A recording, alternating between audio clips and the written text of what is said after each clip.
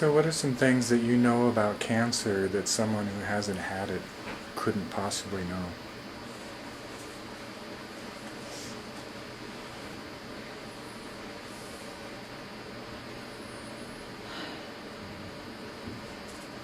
That cancer wants transformation, that it's part of a piece of the culture, the planet, our innermost beings that's gone so out of balance. And what we do with that is we cut it out and we throw it away and we abnegate it. We relegate it to the darkness. And there's aspects of it, I believe, that have to do with evil in the world. Or at least imbalance. And that what that needs is it needs the light shed on it. Not to be denied and not to be like, oh, get that out of me, but to have a different relationship for it so that it can transform. Mm-hmm.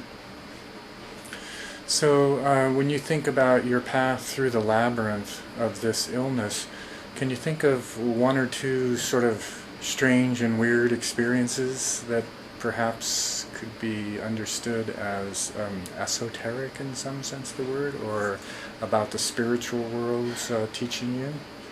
Think of dozens and dozens. The initiating one was when I was meditating one day. I felt as if I had my eyes closed, and I felt as if someone came in the room and grabbed me by my hands, one person on each side.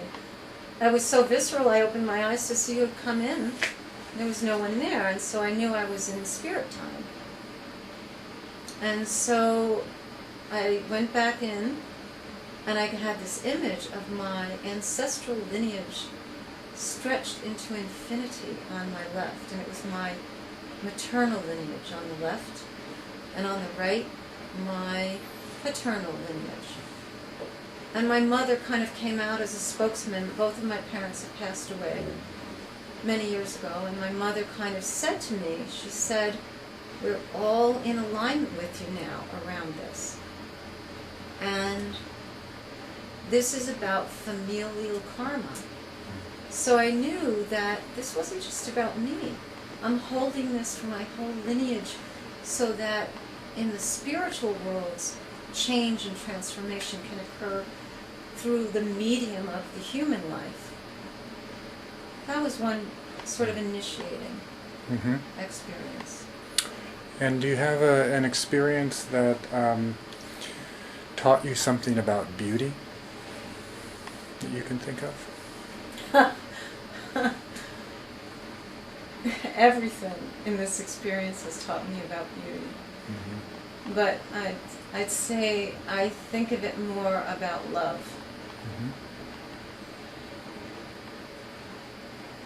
I think that one of the problems of my illness was that I was moving further and further away from the open heart. And feeling more and more in despair of the world, and that I wasn't really able to find my path through and what I should do.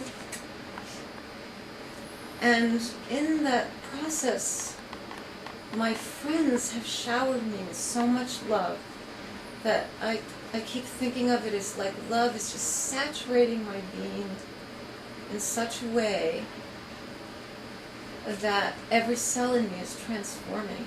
And I believe, listening to my friends speak, that it's happening when we're together for them as well. So it's as if we're creating a field. And of course, love and beauty, there's a great intimacy there.